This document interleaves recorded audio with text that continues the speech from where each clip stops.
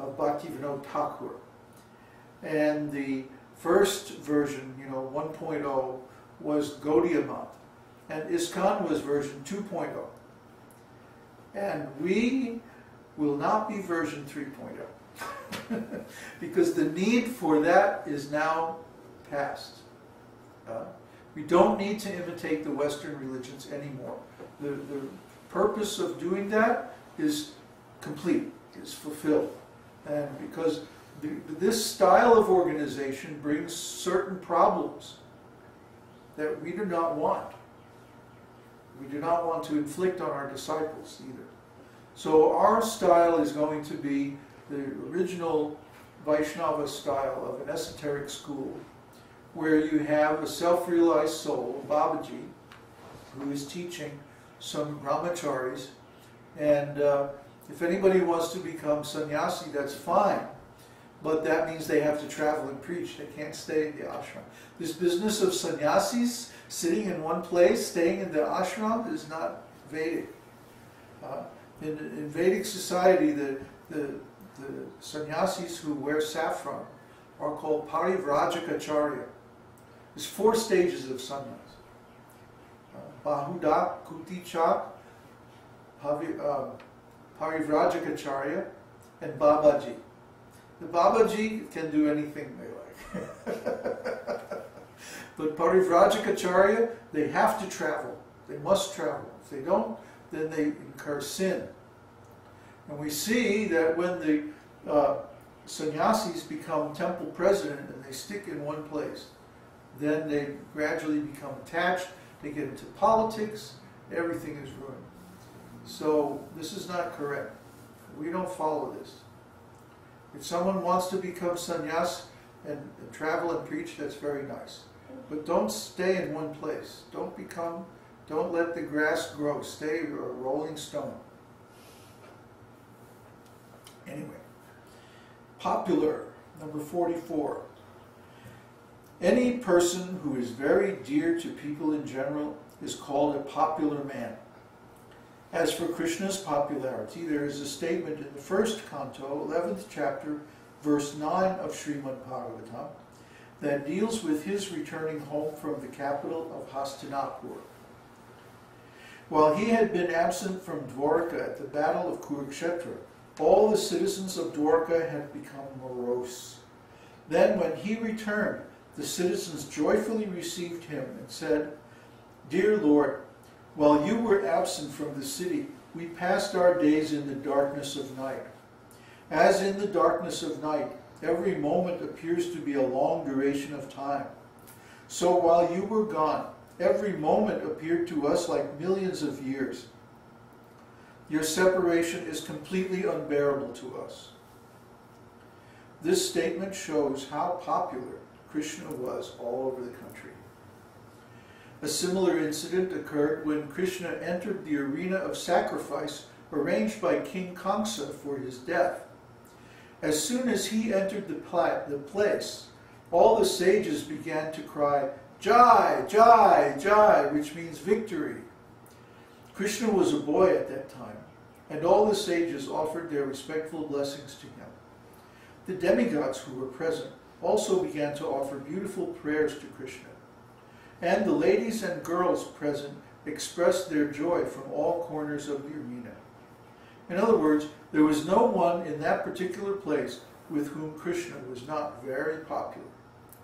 That's a beautiful passage, by the way, in the Śrīmad-Bhāgavatam. Krishna returning to Dwarka. Very, very nice. Describes this festival, the welcoming festival that the residents of Dwarka prepared for Krishna. And actually, Srila Prabhupada said that we should celebrate this festival every time Krishna appears. Because when the curtain of the temple is closed, we can't see Krishna. Then we feel separation from him. And then when the curtain opens and Krishna manifests his form, then we should be so happy that we perform this wonderful welcoming festival. And that's the Arati ceremony. Arati ceremony means to welcome Krishna. So this is performed in the temple every time the curtains open. 45. Partiality to devotees. Although Krishna is the Supreme Personality of Godhead and is therefore not partial to anyone, it is stated in Bhagavad-gītā that he has special attraction for a devotee who worships his name in love and affection. When Krishna was on this planet, one devotee expressed his feeling in this way: "My dear Lord, if you had not appeared on this planet, then the asuras, demons, and atheists would surely have created havoc against the activities of the devotees. I cannot imagine the magnitude of such devastation prevented by your presence."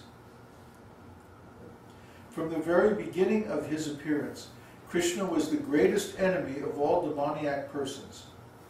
Although Krishna's enmity toward the demons is actually comparable to his friendship with the devotees. This is because any demon who is killed by Krishna receives immediate salvation. Now, there's so many stories about that.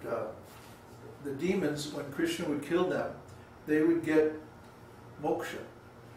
And usually because the demons are, well, because they're demons, they get liberation in Brahman. They merge into the Brahman and they lose their individuality. Yeah, bye-bye, gone forever. So, these demons are such rascals. I mean, they cause so much disturbance. They like to interfere with the activities of the devotees. There's no reason for it. The devotees don't give them any cause, The devotees just want to be left alone to do their devotional service. But the demons, when they see the devotees worshiping Krishna, they become envious. And so they have to attack them. They can't help themselves. They just become angry for no reason at all. Oh, you're worshiping God. They can't tolerate it.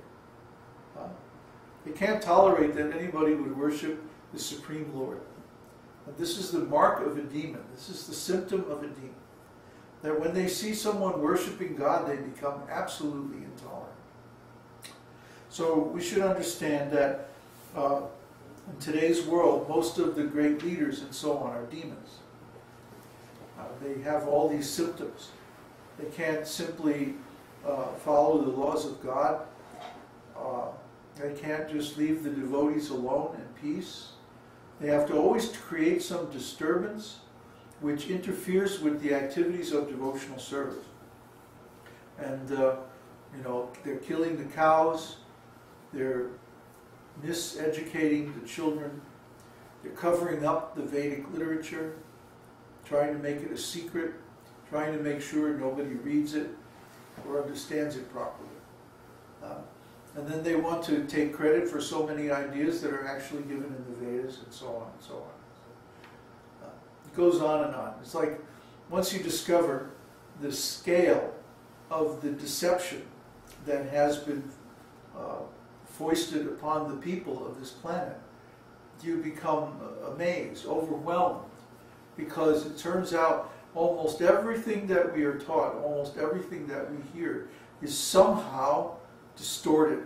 Somehow there's some spin on it.